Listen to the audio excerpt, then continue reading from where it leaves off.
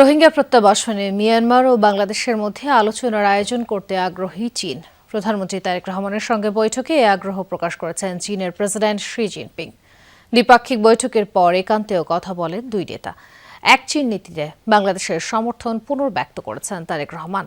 4 দিনের সফর শেষে চীন সরকারের বিশেষ ফ্লাইটে ঢাকার উদ্দেশ্যে রওনা হয়েছেন প্রধানমন্ত্রী। চীন থেকে আরিফিন শাকিলের প্রতিবেদন। এ যেন নতুন অধ্যায়ের সূচনা। বাংলাদেশের প্রধানমন্ত্রী তারেক রহমানের সাথে চীনের প্রেসিডেন্ট শি জিনপিং এর সৌহার্দ্যপূর্ণ আন্তরিক শুভেচ্ছা বিনিময়ে বর্ণিল হয়ে ওঠে গ্রেট চায়নার গ্রেট হল অব দ্য পিপল। পরে দুই নেতা বসেন দ্বিপাক্ষিক বৈঠকে। নির্ধারিত 40 মিনিটেরও বেশি সময় ধরে চলে আনুষ্ঠানিকতা। একান্তে বেশ কিছু সময় কথাও বলেন চীন বাংলাদেশের দুই শীর্ষ নেতা। পরে বৈঠকের বিষয়বস্তু গণমাধ্যমে তুলে ধরেন প্রধানমন্ত্রীর কার্যালয়ের মুখপাত্র মাহাদি আমিন। জানান, এই সফরে 17টি সমঝোতা স্মারকে সই করেছে দুই দেশ। এই দ্বিপাক্ষিক আলোচনার পর মাননীয় প্রধানমন্ত্রী এবং চীনের নেতৃত্বের সম্মতির উপর ভিত্তি করে মোট 17টি মেমোরেন্ডাম অফ আন্ডারস্ট্যান্ডিং বা এমইউ স্বাক্ষরিত হয়েছে। 16 পয়েন্ট সম্বলিত একটি যৌথ ইস্তেহার, যেটি আপনারা খুব শীঘ্রই পাবেন পাবলিকলি। সেখানে এই পুরো সফরের বিস্তারিত যে আন্ডারস্ট্যান্ডিংগুলো হয়েছে, যেখানে ঐক্যমত্য হয়েছে, সেই কনসেনসাসগুলো তুলে রাখা হবে। বৈঠকে সরকার প্রধান পূর্ণ ব্যক্ত করেন এক চীন নীতিতে বাংলাদেশের সমর্থন। রোহিঙ্গা সংকট সমাধানে চীনের দুতিয়ালি, বাংলাদেশ থেকে মিয়ানমার হয়ে অর্থনৈতিক করিডোর কিংবা তিস্তা মহাপরিকল্পনা বাস্তবায়নে অর্থায়ন সহ বিভিন্ন খাতে চীনের আগ্রহ প্রকাশ পায় দুই নেতার এই গুরুত্বপূর্ণ বৈঠকে। রোহিঙ্গার বিষয়ে বাংলাদেশের অবস্থান খুব সুনিশ্চিত। আমরা চাই সেফ, ভলান্টারি এবং ডিগনিফাইড ওয়েতে যারা আমাদের দেশে রোহিঙ্গা রয়েছেন ওনারা নিজ দেশে ফেরত যাক।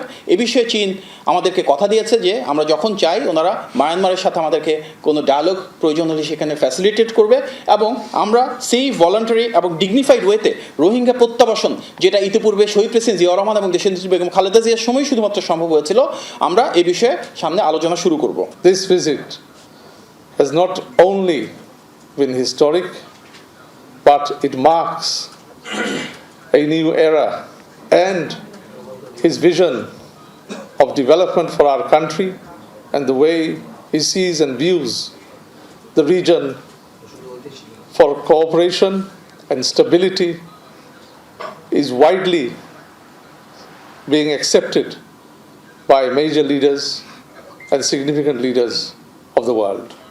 এর আগে সকালে প্রধানমন্ত্রী তারেক রহমানের সাথে বৈঠক করেন চীনের ন্যাশনাল পিপলস কংগ্রেসের স্ট্যান্ডিং কমিটির চেয়ারম্যান, যিনি দেশটির তৃতীয় সর্বোচ্চ ব্যক্তি।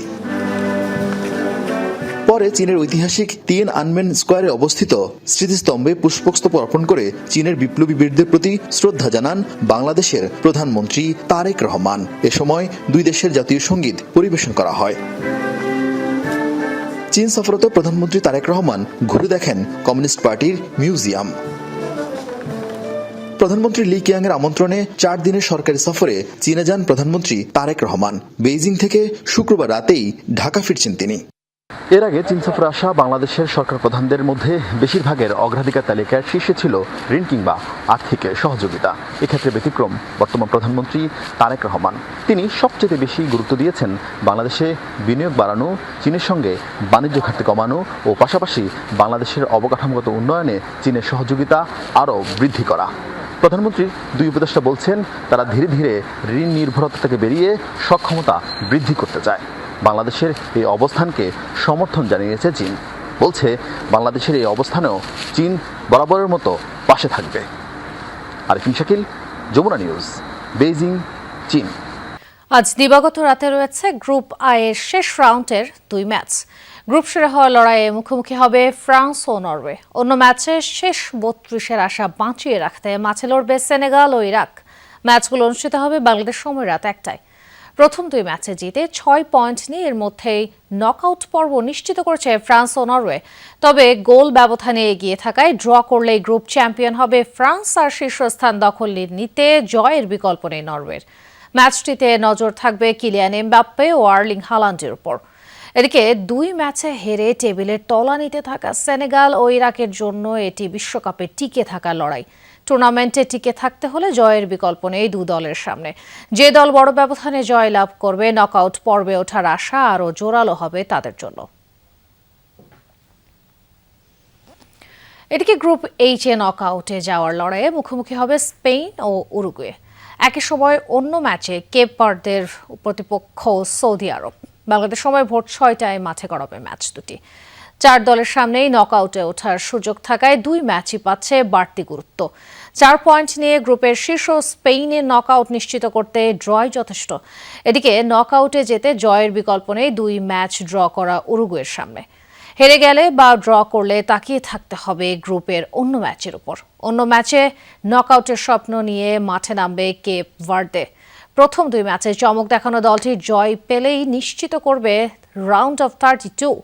এদিকে 1 পয়েন্ট নিয়ে তলানিতে থাকা সৌদি আরবের জন্য টিকে থাকার ম্যাচ।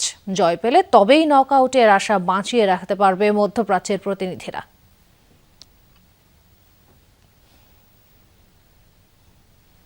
স্কটল্যান্ডের বিপক্ষে ম্যাচের ভিনিসিয়াস জুনিয়রের করা একটি গোল ভিএআর-এর সহায়তায় বাতিল করেন রেফারি। ব্রাজিলের গণমাধ্যমের খবর, ভিনির সেই বাতিল হওয়া গোল নিয়ে ফিফার কাছে আনুষ্ঠানিক প্রতিবাদ জানিয়েছে ব্রাজিল। শুধু তাই নয়, অভিযোগ শক্ত করতে অস্ট্রিয়ার বিপক্ষে মেসির একটা গোলকে রেফারেন্স হিসেবেও দাঁড় করিয়েছে দলটা। চলতি বিশ্বকাপে অসাধারণ ফর্মে আছেন ভিনিসিয়াস জুনিয়র। 3 ম্যাচের 3টাতেই ম্যাচ সেরা। এরই মধ্যে করে ফেলেছেন 4টা গোল। সুযোগ পেয়েও শেষ ম্যাচে করতে পারেননি হ্যাটট্রিক। ফলে 1958 বিশ্বকাপে পেলের করা হ্যাটট্রিকের পর আর কোনো ব্রাজিলিয়ানের হ্যাটট্রিক করার রেকর্ড ছোঁয়া হলো না ভিনির। ভিনির হ্যাটট্রিক না হওয়ার পেছনে 2 কারণ। প্রথমত, অন্তত 2টো সুযোগ তিনি মিস করেছেন, আর দ্বিতীয়ত রেফারির বিতর্কিত সিদ্ধান্ত। ম্যাচের 24 মিনিটে ভিনির করা একটা গোল ভিএআর-এর সহায়তায় বাতিল করেন রেফারি সেসার আর্তুরো রামোস। মেক্সিকান সেই রেফারির সিদ্ধান্ত নিয়েই ফুটবল পাড়ায় আলোচনা কম না। এবার ব্রাজিলের গণমাধ্যমের খবর, ভিনির সেই বাতিল হওয়া গোল নিয়ে ফিফার কাছে আনুষ্ঠানিক প্রতিবাদ জানিয়েছে ব্রাজিল। শুধু তাই না, অভিযোগ শক্ত করতে অস্ট্রিয়ার বিপক্ষে মেসির একটা গোলকে রেফারেন্স হিসেবেও দাঁড়া করিয়েছে দলটা। ব্রাজিলের গ্রুপ পর্বের শেষ ম্যাচে স্কটিশ ডিফেন্ডার জ্যাক হেনরির কাছ থেকে বল নিয়ে গোল করার সময় হেনরিকে পেছন থেকে পা বাড়িয়ে বল কেড়ে নেন ভিনি। হাত দিয়ে জার্সি টেনে ধরে ভিনিকে আটকাতে গিয়ে পড়ে যান হেনরি। পরে ভিএআর দেখে রেফারি জানান হেনরি না, বরং ভিনি ফাউল করেছেন। গোল বাতিল না হলে সে ম্যাচে হ্যাটট্রিকও হতো ব্রাজিল সুপারস্টারের। এরপরই ফিফার কাছে প্রতিবাদ জানায় ব্রাজিল ফুটবল ফেডারেশন। সেক্ষেত্রে মেসির গোলের প্রসঙ্গও তারা টেনে এনেছে। অস্ট্রিয়ার বিপক্ষে মেসির 38 মিনিটের গোলের বিল্ড আপে অস্ট্রিয়ার ফুটবলারকে Argentine midfielder Alexis Mac Allister tackle করলেও রেফারি খেলা চালিয়ে যাওয়ার নির্দেশ দেন। সেই আক্রমণ থেকে মেসি গোল করার পর অস্ট্রিয়ার খেলোয়াড়দের প্রতিবাদও আমলে নেওয়া হয়নি। এই ঘটনায় রেফারেন্স হিসেবে টেনেছে ব্রাজিল। গ্রুপ চ্যাম্পিয়ন হয়ে রাউন্ড অফ 32 নিশ্চিত করেছে ব্রাজিল। এই ম্যাচে দলটার প্রতিপক্ষ জাপান। আফনান পিয়াল, যমুনা স্পোর্টস। জার্মানিকে হারিয়ে ইতিহাস গড়া ইকুয়েডর কোচ সেবাস্তিয়ানকে ফুটবলের কৌশল শিখিয়েছেন স্বয়ং লিওনেল মেসি। তবে লিওনেল স্ক্যালিনিকে বিশ্বাসঘাতক বলা সেবাস্তিয়ান বেকাসেসে হতে পারতেন লিওনেল মেসিকে বিশ্বকাপ জেতানো কোচ। 2018 বিশ্বকাপে লিওনেল মেসিদের ডাগ আউটে থাকা এই বেকাসেসে এখন নেট দুনিয়ার নতুন সেন্সেশন। রেফারির শেষ বাঁশি বাজতেই যেন বিস্ফোরিত হলো নিউ জার্সির মেটলাইফ স্টেডিয়াম। ডেথ গ্রুপের সব হিসাব পাল্টে দিয়ে শক্তিশালী জার্মানিকে 2-1 গোলে স্তব্ধ করে দিল ইকুয়েডর। রচিত হলো নতুন এক রূপকথা, যে রূপকথার নায়কের নাম সেবাস্তিয়ান। দলের ইতিহাস গড়া জয়ের পর গ্যালারিতে ছুটে গিয়ে যিনি আলিঙ্গনে জড়ান নিজের পরিবারকে। কিন্তু কে এই সেবাস্তিয়ান বেকাসেসে? যিনি ইকুয়েডরের ফুটবলে দেখাচ্ছেন নতুন স্বপ্ন, তিনি আসলে আর্জেন্টাইন ফুটবলের এক চেনা মুখ। 2015 সালে চিলিকে কোপা আমেরিকা জেতানোর মাস্টার প্ল্যান তৈরিতেও ছিল তার অবদান। 2018 বিশ্বকাপে লিওনেল মেসিদের ডাগ আউটে হোর্হে সাম্পাওলির সহকারী ছিলেন এই বেকাসেসে। 2025 সালে ডি স্পোর্টসকে দেওয়া এক সাক্ষাৎকারে সেবাস্তিয়ান বলেছিলেন তার জীবনের সবচেয়ে বড় পাঠশালা নাকি স্বয়ং ফুটবল ঈশ্বর লিওনেল মেসি। এলএম10-এর কাছ থেকে দেখা নেতৃত্ব আর ম্যাচ রিডিং আজ ইকুয়েডরকে বানিয়েছে এক জায়ান্ট কিলার। তবে সেবাস্তিয়ান হতে পারতেন লিওনেল মেসিরও কোচ। 2018 সালে সাম্পাওলির 3 জন সহকারী ছিলেন, পাবলো আইমার, লিওনেল স্ক্যালোনি আর এই সেবাস্তিয়ান। সে সময় কোচ খেলোয়াড় দ্বন্দ্বে কোচের পক্ষে ছিলেন সেবাস্তিয়ান আর মেসিদের পক্ষে ছিলেন মেসির 2 সাবেক সতীর্থ স্ক্যালোনি ও আইমার। সাম্পাওলি স্যাকড হলে সেবাস্তিয়ানেরও আর্জেন্টাইন ডাগআউটে দাঁড়ানো হয়নি। পরে স্ক্যালোনিকে সেবাস্তিয়ান বিশ্বাসঘাতকও বলেছিলেন। তবে সাদা চুলের এই প্রিন্স সেবাস্তিয়ানের গল্পটা হতে পারত অন্যরকম। কিশোর বয়সে আর্জেন্টিনার অপেশাদার ক্লাবে রাইট ব্যাক হিসেবে খেলতেন তিনি, কিন্তু খুব দ্রুতই বোঝেন পায়ে বল নিয়ে মাঠে দৌড়ানো তার কাজ নয়, তার কাজ মগজ খাটানো। তাই বুটজোড়া তুলে রেখে মাত্র 24 বছর বয়সেই হাতে তুলে নেন কোচের ট্যাকটিক্স বোর্ড। সেই ছেলেটাই আজ ডাগআউটের রাজা, যার সাহসী সিদ্ধান্ত, ভয়ডরহীন ফুটবল আর আক্রমণাত্মক কৌশলের সামনে আত্মসমর্পণ করল 4 বারের বিশ্ব চ্যাম্পিয়ন জার্মানি। তবে মাঠে খেলার অভিজ্ঞতা না থাকায় সমালোচনার শিকারও কম হননি সেবাস্তিয়ান। তাকে যখন কোচ করা হলো, ইকুয়েডর জুড়েই সমালোচনা। বিশ্বকাপে প্রথম 2 ম্যাচ জয়হীন থাকার পর সেই সমালোচনার আগুনে ঘি ঢালেন ইকুয়েডর সমর্থকরা। তবে সেই আগুন পারফরমেন্স দিয়ে নিভিয়েছেন সেবাস্তিয়ান। তার অধীনেই 20 বছর পর বিশ্বকাপের নকআউট নিশ্চিত করেছে দেশটা, যার পর পুরো ইকুয়েডরে ঘোষণা করা হয়েছে সাধারণ ছুটি। সবকিছুর পেছনে একজন লম্বা চুলের আর্জেন্টাইন ভদ্রলোক, সেবাস্তিয়ান বেকাসেসে। রঞ্জন শান্ত, যমুনা স্পোর্টস। পুলিশের সাবেক মহাপরিদর্শক বেনজির আহমেদকে দেশে ফিরিয়ে আনতে আমিরাত সরকারের সিদ্ধান্তের অপেক্ষায় আছে বাংলাদেশ, জানিয়েছেন স্বরাষ্ট্রমন্ত্রী সালাহউদ্দিন আহমদ। সকালে ওসমানী স্মৃতি মিলনায়তনে মাদকের ব্যবহার ও অবৈধ পাচার বিরোধী আন্তর্জাতিক দিবসের আলোচনায় তিনি বলেন, মাদকদ্রব্য নিয়ন্ত্রণ অধিদপ্তর ঢাল তলোয়ারহীন নিধিরাম সর্দার, তাই সংস্থাকে শক্তিশালী করতে নানামুখী উদ্যোগ নিয়েছে সরকার। দিবসের আলোচনা সভায় স্বরাষ্ট্রমন্ত্রী আক্ষেপ করে বলেন, প্রায় 250 বছরের আইন দিয়ে বর্তমানে মাদক প্রতিরোধ বা নির্মূল সম্ভব নয়। তাই নির্বাচনী প্রতিশ্রুতির অংশ হিসেবে এটিকে যুগোপযোগী করার কাজ চলছে। আইন ছিল না, রাষ্ট্র কিভাবে চলেছে মালুম নাই। আইন করে যাই, বাস্তবায়নের সময় ভুল ত্রুটি হয়তো ধরা পড়বে, সেটা সংশোধন হবে। তা আইনই নাই, বাস্তবায়ন হবে করতে গিয়ে। জুয়ার বিরুদ্ধে কিভাবে ফাইট করব, মাদকের বিরুদ্ধে কিভাবে সংগ্রাম করব? ঢাল নাই, তলোয়ার নাই, নিধিরাম সর্দার ফাইট করতে যাচ্ছে অটোমেটিক অস্ত্রওয়ালা মাদক কারবারিদের বিরুদ্ধে। সীমান্তে অনুপ্রবেশের বিষয়ে এক প্রশ্নের জবাবে তার দাবি, ভারত চেষ্টা চালালেও কেউ অনুপ্রবেশের সুযোগ পায়নি বাংলাদেশে। আপনাদের কাছে কি পরিসংখ্যান আছে, কতজন পুশিন হয়েছে? আছে? আমাদের কাছেও আপনাদের এই যে সংখ্যা উল্লেখ করছেন সেরকম কোনো সংখ্যা নাই। আমরা একজনকেও পুশিন হতে দেইনি। আমাদের বিজিবি সতর্ক অবস্থায় আছে। সাবেক আইজিপি বেনজির আহমেদকে দেশে ফিরিয়ে আনার প্রসঙ্গেও হালনাগাদ তথ্য জানান মন্ত্রী। বেনজিরকে গ্রেপ্তার করার পরে যে ইমেইলে মেসেজ দিয়েছিল 30 দিনের ভিতরে যেন আমরা প্রয়োজনীয় কাগজপত্র পাঠাই তাকে ফেরত আনার ব্যাপারে, আমরা 3 দিনের ভিতরে তৈরি করে দিই। পররাষ্ট্র মন্ত্রণালয়ের মাধ্যমে সেটা ইউই গভর্নমেন্টের কাছে গিয়েছে, আমাদের এমবেসি ইউই গভর্নমেন্টের কাছে হস্তান্তর করেছে কয়েকদিন আগে। ইউই গভর্নমেন্টের তরফ থেকে আমাদেরকে এখনো কিছু জানানো হয় না, আশা করি খুব শিগগির জানানো হবে। ধন্যবাদ। রিয়াজ রায়হান, যমুনা নিউজ, ঢাকা। গুমের শিকার পরিবারগুলোকে ভাতা দেয়া রাষ্ট্রীয় দায়িত্ব বলে মনে করেন বিএনপি মহাসচিব ও এলজিআরডি মন্ত্রী মির্জা ফখরুল ইসলাম আলমগীর। দায়ীদের প্রকাশ্যে বিচার হওয়া উচিত বলে মত তার।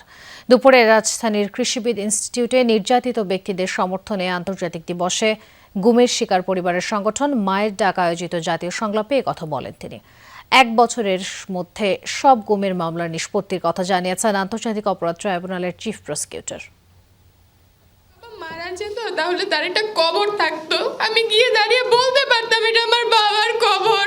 আমার বাবাকে ওরা ফিরিয়ে দেয়। বাবাকে মনে নেই, বেঁচে আছেন কিনা তাও জানেন না সন্তান স্বজনরা। যারা ফিরে এসেছেন তাদের অভিজ্ঞতা শুনলেও শিউরে ওঠে গা। মনে হয়েছিল আমার জীবন মনে হয় এখানেই থেমে যাবে। স্বৈরাচার শাসন আমলে এই গুমের ভিকটিমরা ছিল নিজের দেশের উদ্বাস্তু। এত নির্মম নিষ্ঠুরতা চালিয়েছেন যারা, তাদের বিচারের জন্য একাট্টা থাকার পরামর্শ ডেপুটি স্পিকারের। ফাঁসির মঞ্চের আসামিরা এই সংসদে আছেন, আয়নাগরের যারা ছিলেন তারা এই সংসদে আছেন, গুম হওয়া ব্যক্তিগণ এই সংসদে আছেন, তারা অফকোর্স অন্যান্য মেম্বার অফ পার্লামেন্টের সাথে কথা বলে সংসদে একটা সংসদীয় স্পেশাল কমিটি করতে হবে। অনুষ্ঠানে আন্তর্জাতিক অপরাধ ট্রাইব্যুনালের চিফ প্রসিকিউটর আমিনুল ইসলাম জানান, 1 বছরের মধ্যেই ট্রাইব্যুনালে ঝুলে থাকা সব গুমের মামলার নিষ্পত্তি করা হবে। অনেক পরিবারের সদস্য আমাদের কাছে আসতে চান না, আমরা অনেক কষ্ট করে তাদেরকে ফোন করে নোটিশ পাঠিয়ে আমরা কিন্তু তাদেরকে আনতে পারি না, তখন আমরা বাধ্য হয়ে তাদের কাছে যাই। গুমের শিকার পরিবারগুলোর কথা বলতে গিয়ে আবেগতাড়িত হয়ে পড়েন বিএনপি মহাসচিব ও এলজিআরডি মন্ত্রী মির্জা ফখরুল ইসলাম আলমগীর। ওই ছোট ছোট মেয়েগুলো যখন বলে গেল আপনি এই কষ্ট রাখা যায় না, বারবার করে বলেছি যদি মুক্তিযোদ্ধাদের ভাতা দেওয়া হয়, জুলাই যোদ্ধাদের ভাতা দেওয়া হয়, তাহলে গুম হয়ে পরিবারগুলোকে কেন ভাতা দেওয়া হয়?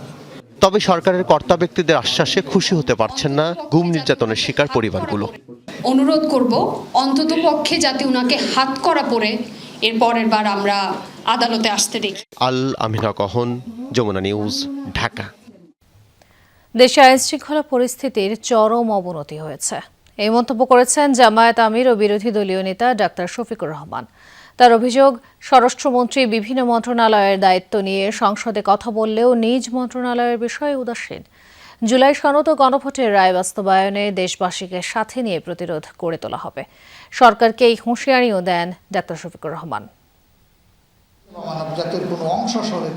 রাজধানীর আল-ফালাহ মিলনায়তনে জামাতে ইসলামীর নীতি নির্ধারণী ফোরাম কেন্দ্রীয় মজলিসে শুরার অধিবেশন। দেশের আইন শৃঙ্খলা পরিস্থিতি নিয়ে গভীর উদ্বেগ জানিয়ে জামাত আমির ও বিরোধী দলীয় নেতা অভিযোগ করেন, স্বরাষ্ট্রমন্ত্রী যথাযথভাবে দায়িত্ব পালন না করায় ভেঙে পড়েছে আইন শৃঙ্খলা পরিস্থিতি। দুর্ভাগ্য যে আমাদের একজন স্বরাষ্ট্রমন্ত্রীও আছে, তিনি সকল মন্ত্রণালয়ের দায়িত্ব সংসদের ভিতরে পালন করেন যখনই সুযোগ পান, কিন্তু তার আপন মন্ত্রণালয় এটার দিকে নজর দেওয়ার কোনো সুযোগ নেই। জুলাই সনদ ও গণভোটের রায় বাস্তবায়ন না হয় দেশে কোনো পরিবর্তন আসেনি বলেও মন্তব্য করেন ডাক্তার শফিকুর রহমান। এই দাবি জনগণের জন্য, এই রায় দিয়েছে জনগণ, জনগণের স্বার্থেই এই দাবি বাস্তবায়িত হতে হবে।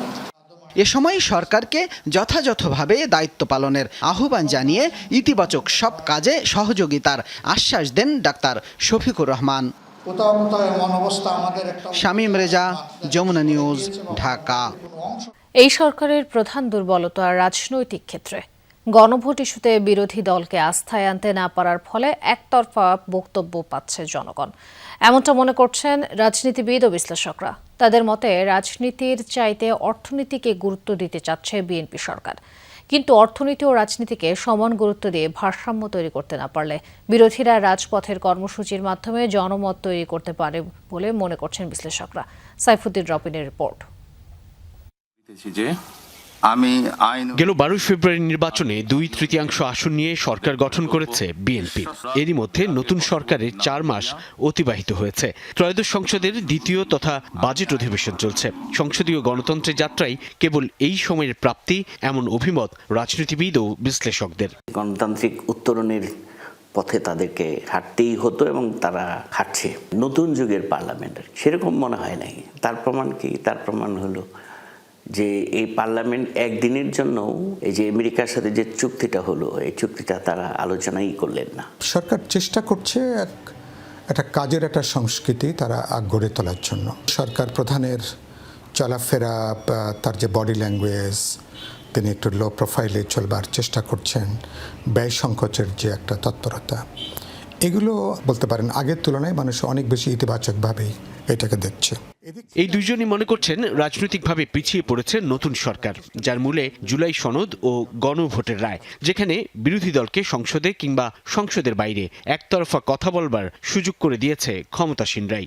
সরকার সামাজিক বা অর্থনৈতিক সূচকগুলোতে কিছু গুরুত্বপূর্ণ পদক্ষেপে সরকার যেটুকু স্কোর করতে পারছে, রাজনৈতিক ক্ষেত্রে আমি দেখছি সরকার অনেকখানি পিছিয়ে পড়ছে। বিএনপি কথা দিয়ে কথা রাখছে না, বিএনপি তার অঙ্গীকার থেকে সরে আসছে কিনা, এই প্রশ্নগুলো বিরোধী দল কিন্তু বলবার সুযোগ পাচ্ছে এখন। আর এই পুরো সংস্কার প্রক্রিয়াটা দীর্ঘায়িত হবার জন্য এটাও সরকারের বিরুদ্ধে একটা ক্যাম্পেইন অর্গানাইজ করার ক্ষেত্রে এটাও কিন্তু একটা ক্ষেত্র এটা তৈরি করে দিচ্ছে। গণভোটের ইস্যুটাকে আননেসেসারি একটা বিতর্কের মধ্যে নাই। শুরুটা হতে পারত রাজনীতি দিয়ে, বিএনপির আইস ব্রেকিং যাত্রাটা, সেটা হয়নি। এটাই বিএনপির সবচেয়ে বড় ব্ল্যাক স্পট বলে আমি মনে করি। সামনের দিনে সরকারকে রাজনৈতিক সংকটের পাশাপাশি অর্থনৈতিক সংকটও মোকাবেলা করতে হবে কঠিনভাবে, মত বিশ্লেষকদের। ডে টু ডে লাইফের যে পারফরমেন্স, যেটা খুবই গুরুত্বপূর্ণ, তার মধ্যে একটা হচ্ছে মূল্যস্ফীতি, যেটা খাদ্য মূল্যস্ফীতি, এটা খুবই অ্যালার্মিং। ঘাটতি বাজেট পূরণের হয় কি শেষ পর্যন্ত চাপটা পড়ে সাধারণ মানুষের উপরে। আর সরকারের জন্য গুরুত্বপূর্ণ চ্যালেঞ্জ হচ্ছে আমার মূল্যস্ফীতিকে নিয়ন্ত্রণের মধ্যে রাখা। বিএনপিকে স্বচ্ছতা ও জবাবদিহির মাধ্যমে জনগণকে আস্থায় রাখতে হবে বলে মনে করেন রাজনীতি সংশ্লিষ্ট এই দুজন। আস্থার সংকট তো থাকতেই পারে। সাইফুদ্দিন রবিন, যমুনা নিউজ, ঢাকা। কারবালার বিয়োগান্তক ঘটনা স্মরণে তাজিয়া ও শোক মিছিলে মাতম উঠেছে হাই হোসেন হাই হোসেন। প্রতি বছর দিনটি স্মরণে রাজধানীর নানা জায়গা থেকে বের হয় মিছিল। সবচেয়ে বড় তাজিয়া মিছিলটি বের হয় পুরান ঢাকার হোসেনি দালান ইমামবাড়া থেকে। কারবালার ইতিহাস সত্যের পক্ষে দাঁড়িয়ে ইমাম হোসেন রাদিয়াল্লাহু তাআলা আনহুর জীবন উৎসর্গের ইতিহাস। শিয়া সম্প্রদায়ের প্রার্থনা, সমাজ থেকে যেন সব অন্যায় অনাচার দূর হয়।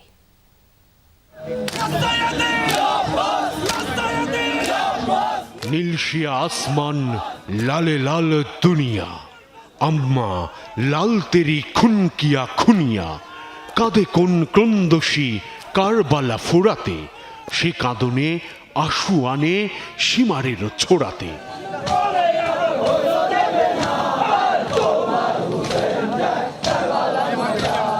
কারবালার প্রান্তরে বিয়োগান্তক ঘটনার স্মরণে শোক মিছিল। এই ঘটনায় নির্মমভাবে শাহাদাত বরণ করেন ইমাম হোসেন রাদিয়াল্লাহু তাআলা আনহু, তার পরিবারের সদস্য ও সঙ্গীরা। সকালে মোহাম্মদপুর শিয়া মসজিদ প্রাঙ্গণ থেকে বের হয় এই শোক মিছিল। মিছিলে বহন করা হয় নানা পতাকা আর মোটিভ। অন্যায়ের কাছে মাথা নত না করা, সত্যকে তুলে ধরার চেতনাকে স্মরণ করেন মিছিলে অংশগ্রহণকারীরা। ইসলাম জিন্দা হতা হয় হর কারবালা কে বাদ। রাসূলুল্লাহ সাল্লাল্লাহু আলাইহি ওয়াসাল্লামের নাতি তার রক্ত দিয়ে ইসলামের যে সঠিক মর্ম সেটা 1400 বছর টিকিয়ে রেখেছে। নিশ্চয় ইমাম হুসাইন হেদায়েতের প্রদীপ এবং নাজাতের তরি। কিয়ামত পর্যন্ত এই জজবা থাকবে যে মাওলা হোসেন ইসলামের জন্য জান দিয়েছেন। এই শোক মিছিলে নারী পুরুষ নানা বয়সীরা অংশ নেন। কারবালার যে শিক্ষা সেটা হচ্ছে গিয়ে কখনো জুলুম জালিম এবং বাতিল শক্তির সামনে মাথা নত না করা। আমরা শিয়ারা যদি এটা না করতাম, আমার মনে হয় কারবালার ইতিহাসটা মুছে যেত। মিছিলে ছিল ব্যাপক নিরাপত্তা আয়োজন। আসাদ গেট, মানিক মিয়া এভিনিউ, ফার্ম গেট হয়ে নাখালপাড়া, ইমামবাড়া গিয়ে শেষ হয় মিছিলটি। ঐতিহ্য ধরে রেখে কারবালার শোক স্মরণে হোসনি দালান থেকে বের করা হয়েছে এই তাজিয়া মিছিল। হাজারো মানুষ অংশ নিয়ে ইমাম হোসেন ও তার সঙ্গীদের প্রতি শ্রদ্ধা জানান এই মিছিলের মাধ্যমে। হাজারো মানুষের মাতমে ভারী হয়ে ওঠে পুরো এলাকা। মিছিলে অংশ নেয় শিয়া সম্প্রদায়ের মানুষের হাতে ছিল নিশান। এছাড়া আলম, দুলদুল ঘোড়ার প্রতীক, পাঞ্জা সহ বিভিন্ন ধর্মীয় প্রতীকও বহন করেন তারা। এই যে অত্যাচার, এই অত্যাচারের একমাত্র প্রতীকী ছিলেন ইমাম জয়নুল আবেদিন আলাইহিস সালাম। তাকে যে সহ্য করতে হয়েছে, আজকে আমরা যে মিছিল বের করি সে মিছিলই তার উদাহরণ। ইমামবাড়া থেকে যাত্রা শুরু করে মিছিলটি Bakshibazar, Urdu road, Lalbagh, Azimpur, Nilkhet, New Market, Science Lab, Jigatola হয়ে পৌঁছায় ধানমন্ডি লেক। প্রতীকী তাজিয়া বিসর্জন করা হয় এখানে। হাসিবুল করিম বিজয়, যমুনা নিউজ, ঢাকা। যুদ্ধ সংঘাত আর অস্থিরতার মধ্যেই তাজিয়া মিছিল ও মাতম সহ নানা আনুষ্ঠানিকতায় মধ্যপ্রাচ্যের বিভিন্ন দেশে পালিত হয়েছে পবিত্র আশুরা। ইমাম হোসাইন রাদিয়াল্লাহু তাআলা আনহুর স্মৃতি বিজড়িত ইরাকের কারবালা প্রান্তর থেকে বের হয় তাজিয়া মিছিল।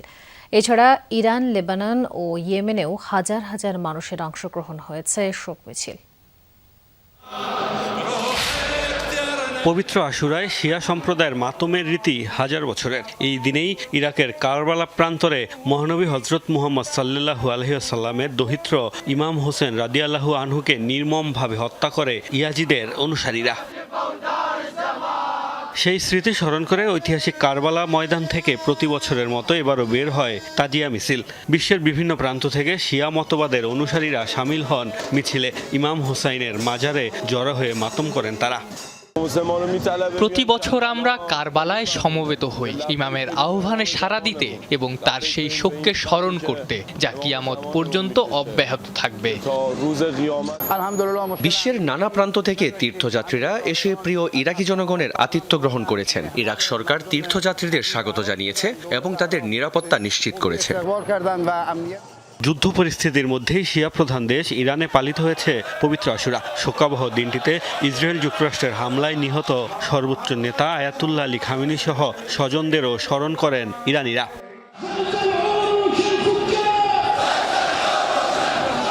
ইয়েমেন ও লেবাননে তাজিয়া মিছিল, শোকের মাতম সহ নানা আনুষ্ঠানিকতায় দিনটিকে স্মরণ করা হয়েছে। মোস্তফা মাহমুদ, যমুনা নিউজ। পাবনায় নদী থেকে বালু উত্তোলনের প্রতিবাদ করায় মঞ্জুর শেখ নামের এক যুবককে গুলি করে হত্যার অভিযোগ উঠেছে। ঘটনার পর দুইজনকে আটক করে পুলিশে দিয়েছে গ্রামবাসী। দুপুরে সদর উপজেলার জোতকাকুরিয়া এলাকায় এই ঘটনা ঘটে। স্বজনরা জানায়, জোতকাকুরিয়া এলাকার পদ্মা নদী থেকে কয়েকদিন ধরে একটি পক্ষ অবৈধভাবে বালু উত্তোলন করছিল। এতে গ্রামবাসীর ফসলি জমি ভেঙে যাচ্ছিল।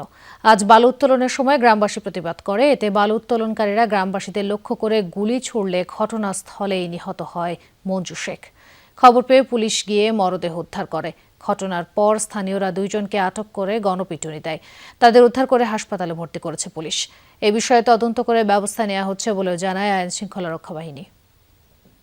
কুমিল্লায় মাদক বিরোধী মানববন্ধনে অংশগ্রহণকারীদের বাড়ি ঘরে হামলা এবং স্কুল শিক্ষার্থী ইথান আহমেদ গুলিবিদ্ধের ঘটনায় একজনকে গ্রেফতার করেছে পুলিশ। স্থানীয়দের অভিযোগ, মাদক নিয়ে পুলিশকে তথ্য দিলে উল্টো মাদক কারবারিদের রোষানলে পড়তে হয়। পুলিশের ভূমিকা নিয়েও তারা তুলেছেন প্রশ্ন। সকালে ঘটনাস্থল পরিদর্শন করে অপরাধীদের দ্রুত আইনের আওতায় আনার আশ্বাস দেন চট্টগ্রাম রেঞ্জের ডিআইজি।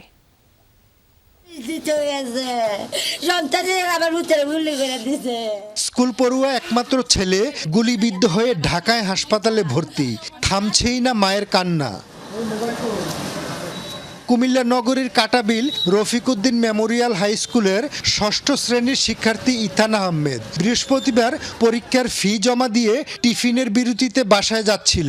প্রত্যক্ষদর্শীরা জানায়, এ সময় মাদক কারবারি অপু গ্রুপের ছোড়া গুলিতে গুরুতর আহত হয় ইথান। ফুসফুসে ছিদ্র হয়ে গেছে গুলি, কি বুঝি বুলেট চিকিৎসা চলতেছে না, আমি সেই দ্রুত চিকিৎসা চলুক। স্থানীয়রা জানায়, বৃহস্পতিবার সকালে স্কুলের সামনে মাদক বিরোধী মানববন্ধন ও বিক্ষোভ করে এলাকাবাসী। এক পর্যায়ে বিক্ষুব্ধরা স্কুলের পেছনে মাদক কারবারি অপুর আস্তানার গেট খোলার চেষ্টা করে। খবর পেয়ে অপু ও তার সহযোগীরা ঘটনাস্থলে গিয়ে এলোপাতাড়ি গুলি ছোড়ে। এই ঘটনায় এলাকায় আতঙ্ক ছড়িয়েছে। ভয়ে ক্যামেরার সামনে কথা বলতেও রাজি হননি অনেকে। পুলিশ উল্টা না আইনের লোক টিহা দেমি আমি কথা কয় না, আইনের লোকও লাভ নাই, আইন যাইও লাভ নাই। আইনও যে টেহাটা বেশি দে হেনের কথা কয়। ঝগড়া থামে গেলে প্রশাসন চলে যায়, এরপর আর কোনো অ্যাকশন থাকে না। প্রশাসন এটা অ্যাকশন নিলে এলাকা নির্মূল হয়ে যায়। কিন্তু ঘটনাস্থল পরিদর্শন করেছেন চট্টগ্রাম রেঞ্জের ডিআইজি। খোঁজ খবর নেন আহতের পরিবারের। মানুষকে নিরাপদে বাঁচার, থাকার যত রকমের প্রচেষ্টা আমাদের আছে, পুলিশ সেই চেষ্টা করে যাবে। আমরা সেই নির্দেশনা দিয়েছি, সেই চেষ্টা আমরা করে যাচ্ছি। এই ঘটনায় অভিযুক্ত অপু সহ ৬ জনের নাম উল্লেখ করে মামলা হয়েছে। অপুর বিরুদ্ধে হত্যাসহ একাধিক মামলা রয়েছে বলে জানিয়েছে পুলিশ। Khokon Chowdhury, Jamuna News, Cumilla. UPVC door, flush door, WPC door, কাঠের চৌকাঠ ও solid wooden door proper chemical treatment ও সিজনিং হয় বলে টেকে বহুদিন। Superboard doors. লক্ষ্মীপুরে বাসায় ঢুকে মা ও ৩ মেয়েকে হত্যার ঘটনায় মামলা হয়েছে। অজ্ঞাতনামা আসামিদের বিরুদ্ধে মামলা করে নিহত শাহিনুরের ছেলে সিফাত। পুলিশ বলছে, সন্দেহভাজন ফল বিক্রেতা ও গণপিটুনিতে মারা যাওয়ায় হত্যার রহস্য উদ্ঘাটনে সময় লাগছে। ময়নাতদন্ত শেষে পরিবারের কাছে হস্তান্তর করা হয়েছে মরদেহগুলো। ঘাতকের হাতে প্রাণ গেছে মা ও ৩ বোনের। বাবাকে হারিয়েছিলেন বছর 7 আগেই। 18 বছর বয়সেই গোটা পৃথিবী যেন থমকে গেছে জুনায়েদ ইসলাম সিফাতের। বাবার মৃত্যুর পর পরিবারের হাল ধরেন সিফাত। থামতে দেননি বোনদের পড়ালেখা। বৃহস্পতিবার দুপুরে হঠাৎই খবর আসে, রায়পুরায় ভাড়া বাসায় ঢুকে তার মা ও ৩ বোনকে ছুরিকাঘাত করেছে দুর্বৃত্ত। ছুটে গিয়ে দেখতে পান পরিবারের সদস্যদের রক্তাক্ত মরদেহ। তুই আরেকবার ফোন দিচ্ছে তুই আসো আবার বাড়াইছে তুই তাদের বাসার দিকে আসি তো দেখি আম্মু রান্না করে রয়েছে রক্তাক্ত অবস্থায় আর 3 বোন ভিতরে 3 জন। টাকা পয়সার লোভ আমার মাইয়ার কিছু স্বর্ণ অলঙ্কার আসিল ইদিল লোভ মারতারে। বিক্ষুব্ধ জনতার পিটুনিতে প্রাণ গেছে ফল বিক্রেতা সন্দেহভাজন অন্তরের। হত্যার মোটিভ জানতে পুরো ঘটনাটি খতিয়ে দেখছে পুলিশ। সকালে সদর হাসপাতালে মরদেহগুলোর ময়নাতদন্ত করা হয়। সাসপেক্ট অ্যাকিউজড সেও মারা গেছে, ভিকটিম সেও মারা গেছে, যার কারণে এর ক্লু উদ্ঘাটন করতে একটু সময় লাগতেছে। ভেজাইনাল সোয়াবের কালেকশন করার কথা বলা হয়েছে, আমরা ভেজাইনাল সোয়াব কালেকশন করেছি, সেটা আমরা রিপোর্ট পাওয়ার আগ পর্যন্ত কিছু পাওয়া যাচ্ছে না। ময়নাতদন্ত শেষে পরিবারের কাছে হস্তান্তর করা হয় মা ও 3 মেয়ের মরদেহ। এরপর গ্রামের বাড়ি কুমিল্লা হোমনার উদ্দেশ্যে রওনা হয় মরদেহবাহী অ্যাম্বুলেন্স। লক্ষ্মীপুরের রায়পুরা থানায় অজ্ঞাতনামাদের আসামি করে মামলা করেছেন সিফাত। রাহিম সারোয়ার, যমুনা নিউজ।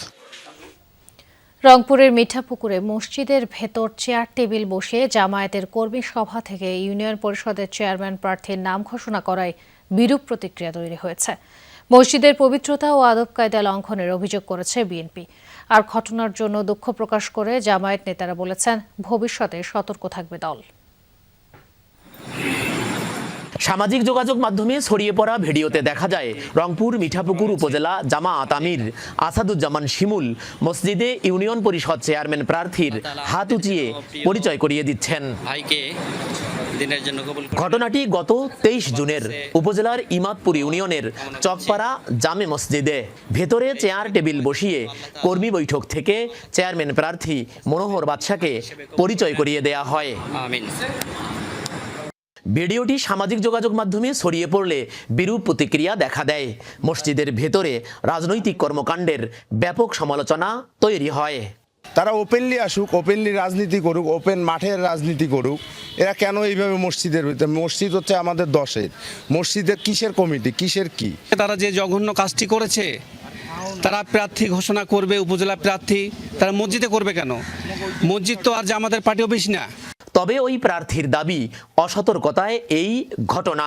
সামাজিক দৃষ্টিকোণ থেকে দৃষ্টিকটু হয়ে থাকে, ইনশাআল্লাহ আমরা আগামীতে এ ব্যাপারে শতভাগ সতর্ক থাকব। ঘটনাটিকে জামায়াতের রাজনৈতিক দেউলিয়াত্ব বলে মন্তব্য করেছেন উপজেলা বিএনপি সভাপতি। আর উপজেলা জামায়াত আমির ঘটনার জন্য দুঃখ প্রকাশ করেন। মসজিদে বসে তারা মানুষের মাঝে বিভ্রান্ত ছড়াচ্ছে। বাংলাদেশের মানুষ অধিকাংশ মানুষ মুসলমান, কিন্তু এই মানুষের মুসলমানের ধর্মীয় অনুভূতির জায়গায় তারা ব্যবহার করে তারা রাজনীতি করার ফায়দা নেওয়ার চেষ্টা করতেছে। অসতর্কতার কারণে হয়েছে। আমরা সে বিষয়টা আমরা ঠিকমতো খেয়ালও করিনি। আমরা সামনে এটা খেয়াল করবো, আরও সতর্ক হব। এই ব্যাপারে আমরা ইতিমধ্যেই বিভিন্ন জায়গায় আমরা নির্দেশনা দিয়েছি। সরকার, মাজহারুল মান্নান, যমুনা নিউজ, রংপুর। সময়ের সাথে পাল্লা দিয়ে ভূমিকম্পে বিপর্যস্ত ভেনেজুয়েলায় চলছে উদ্ধার অভিযান। ধ্বংসস্তূপ থেকে বের করা হচ্ছে একের পর এক মরদেহ। মিলছে জীবিতদেরও সন্ধান। এ পর্যন্ত উদ্ধার হয়েছে 589 জনের মরদেহ, আহত 4300। সবচেয়ে বেশি বিপর্যস্ত উপকূলীয় শহর লা গুয়াইরা, যেখানে ধসে পড়েছে শতাধিক ভবন। ভেনেজুয়েলার এই দুর্যোগ যুদ্ধ সংঘাতে বিভক্ত বিশ্বকে করেছে ঐক্যবদ্ধ। একসময়ের শত্রু যুক্তরাষ্ট্র তো বটেই, উদ্ধার অভিযানে যোগ দিয়েছে চিলি, মেক্সিকো সহ বহু দেশ। ভেনেজুয়েলার উপকূলীয় শহর লা গুয়াইরা এখন যেন যুদ্ধবিধ্বস্ত কোনো নগরী। বিস্তীর্ণ এলাকা পরিণত হয়েছে ধ্বংসস্তূপে। বুধবারের ভয়াবহ ভূমিকম্পে সবচেয়ে বেশি ক্ষতিগ্রস্ত 4,80,000 বাসিন্দার এই শহর। ধসে পড়েছে শতাধিক ভবন, ক্ষয়ক্ষতির শিকার 70,000-এর বেশি পরিবার। বহু স্থাপনা ধসে পড়েছে রাজধানী কারাকাসেও।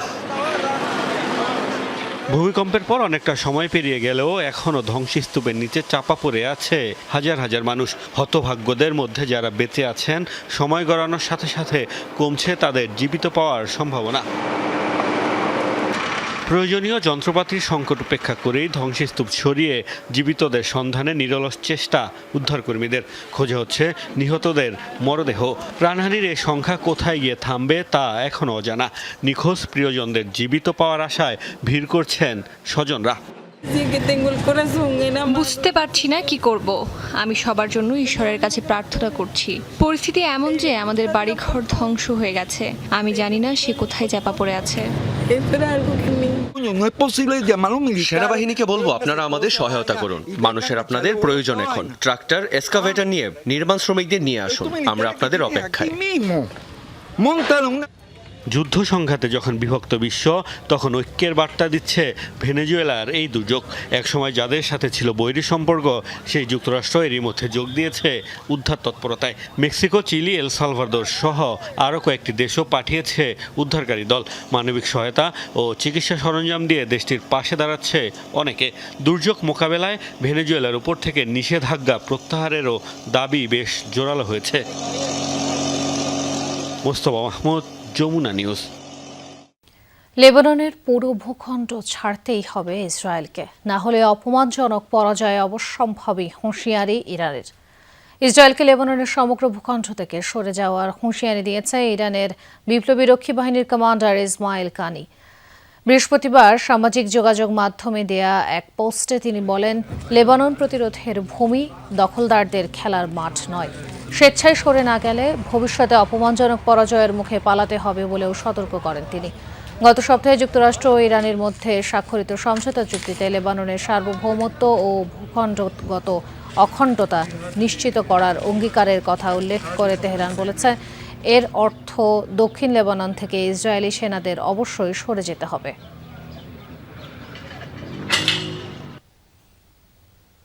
এই ছিল সন্ধ্যার বাংলাদেশের আয়োজনে। এতক্ষণ আমাদের সাথে থাকার জন্য ধন্যবাদ।